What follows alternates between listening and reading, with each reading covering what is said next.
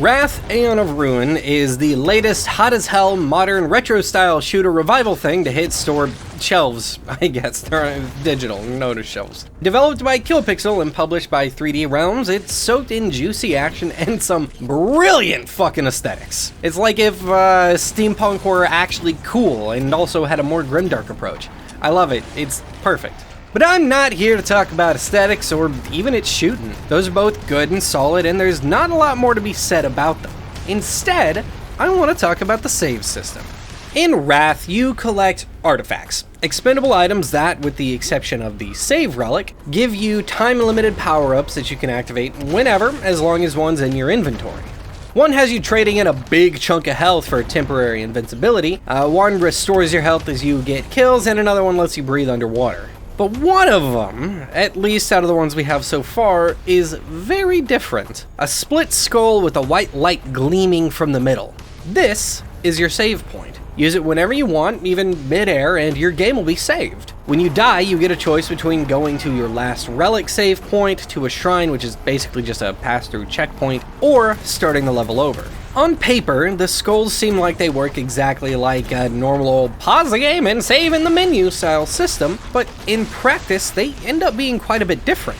Since they're consumable items, you need to choose where you place them strategically. You can't just save after every shootout or you won't have any left at the end of the level.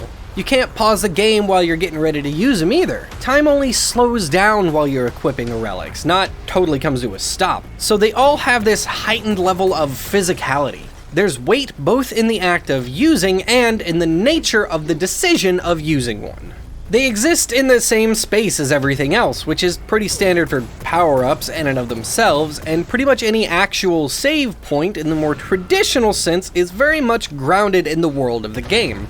But putting the placement of that point squarely in the player's hands gives it more weight. There's a ritual to it. The way using an item works makes it feel like you're digging through your bag to find whatever relic, putting it in your hands, and then willing its effect to be. It's tactile, it's intentional, it's important that you place it right, too. After all, you can't blame the designers on a shitty checkpoint. Placing your save point is a game in and of itself. It's you participating in an act of metatextual game design as you play a game.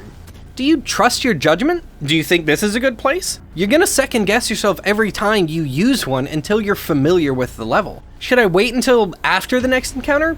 Will I survive that long? The levels tend to be a bit winding too. They're open and become more open as you unlock paths and gather keys and make forward progress. Should you wait until you open the next door? You just placed one a couple rooms back. Surely you'll have a shortcut soon. Maybe it can wait? It kind of fucks with you, you know? You have all this power to say, this is where I'll come back. Literally anywhere you can get to, but the levels are so big and filled with secrets and ambushes and other surprises that I just always found myself second guessing where I would crack one open. Multiple times I was super low on health and felt like I had to use one, and it ended up being in a, we'll say, less than ideal spot. Here at the end of it though, I'm looking back and realizing that I probably could have survived. The skull is in your hand, and it's up to you to use it and place it where you will, and I hope you place it well.